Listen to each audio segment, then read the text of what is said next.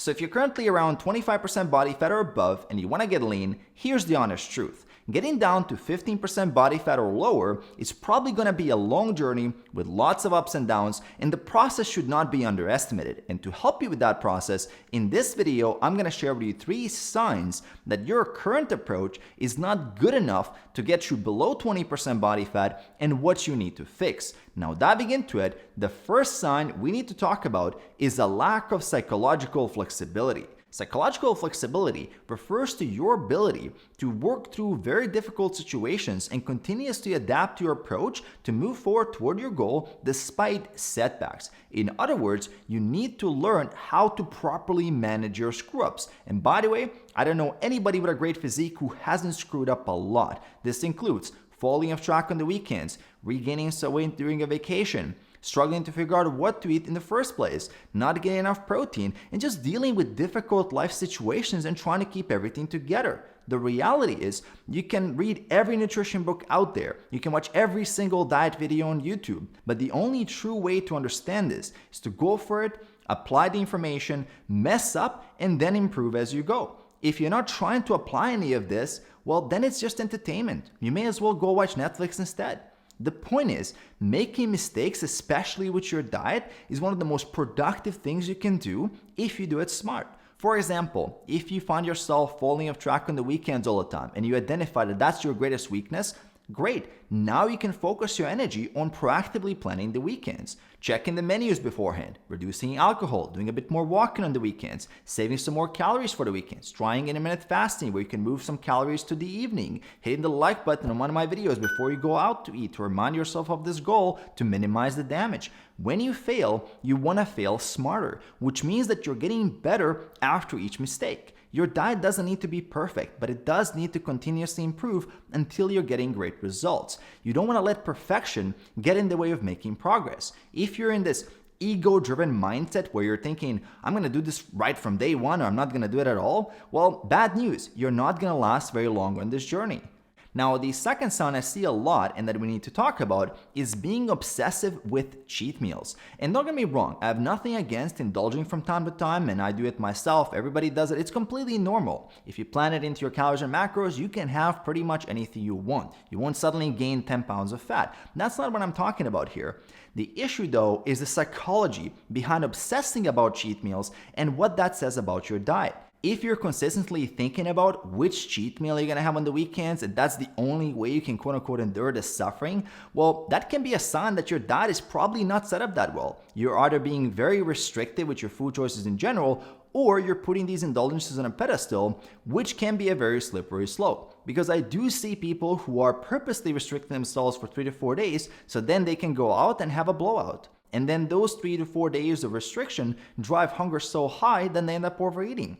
And then once the floodgates are already open, it's very hard to resist after you just starved yourself. So a cheat meal can turn into a cheat day, which can turn into a cheat weekend. And then the mind will always find a way to rationalize it. So technically, you can spend a lot of days of the week in a calorie deficit and be very restrictive, but still not see progress because of what's going on in the weekends. And long term, a sustainable fat loss diet includes healthy, enjoyable meal options that you can have while staying in a calorie deficit. And when your diet is already good anyway, you're mentally not coming from that place where you feel like there's a need to have those massive cheat meals or cheat days. You can have different foods from time to time and enjoy them, but you're not losing control because your normal diet is already really good. Now, the third sign that you will struggle with getting under 20% body fat and staying there is that you're not playing the long game. Getting lean and staying lean is all about changing your habits, and changing complex habits such as your nutrition takes much longer than 21 days or 66 days. This is a process, and that process has different phases, and each phase has different challenges. And to break this down further, let me take you through 3 phases of changing your eating habits, starting with phase 1. And these are your first 3 to 4 weeks. And in these initial couple of weeks, what you're gonna notice is that everything takes a lot more conscious effort and time. You're literally rewiring neural pathways. Your brain is used to doing things in a certain way. And now a meal that used to take 10 minutes suddenly takes 20 minutes. And that's okay. That's normal. There's going to be mistakes where you undereat your protein, go over your carbs and fats. Ideally, you're going to be using something like MyFitnessPal and weighing things out a little bit in the beginning so you can calibrate your diet quickly to make sure that you're creating that calorie deficit. With protein, I recommend 1 gram per pound of your target body weight. And the key in the first phase is to iterate fast to get to your minimal viable meal plan where you're hitting calories and macros consistently as fast as possible. So you have your groceries dialed in, you have some meals that you can just simply repeat, and then you're good to go. The risk in phase 1 is dabbling around, not taking it seriously from the beginning. So instead of taking 3 to 4 weeks to dial in, might take you 3 to 4 months, or you never get there. So you want to focus, get it done, and then you can move into phase 2. Now phase 2 is about 3 months into the journey. At this point, you've settled into the new approach, you've been consistently tracking your calories and macros and getting the right food choices, you have some really decent systems in place already, you kind of know how to deal with some basic challenges,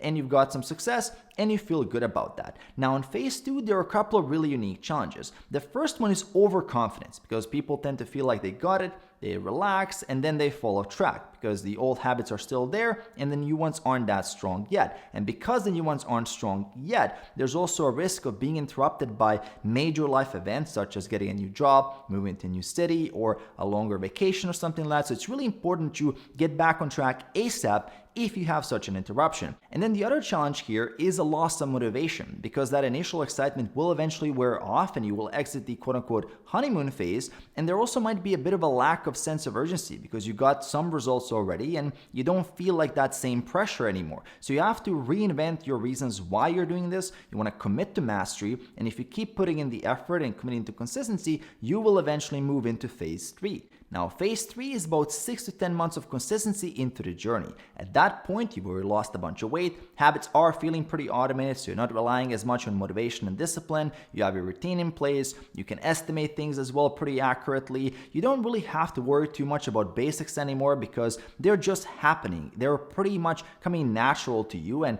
you're also enjoying the process. Even if you do make a mistake, you know you can bounce back easily and readjust things.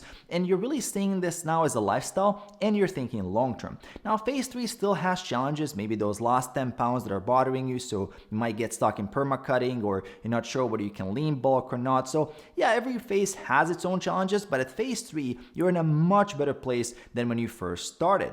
And as you can see, there's a progression to habit change. It doesn't just happen overnight. You can't just skip from 0 to phase 3. You kind of have to go through the process, and you have to learn along the way. You have to evolve as a person. If something feels hard now, well, that's because you don't have the habits and skills in place. And once you get those, I'm confident that you will be able to get and stay at 15% body fat. You can really make that a lifestyle and sustain it long term. Also, what's going to help with that is making sure you hit that subscribe button below, name notifications behind the bell icon. Details for coaching if you want to work with me on your journey are in the description below. So leave another helpful video here for you at the end. So check out that video, and I'm going to see you right there.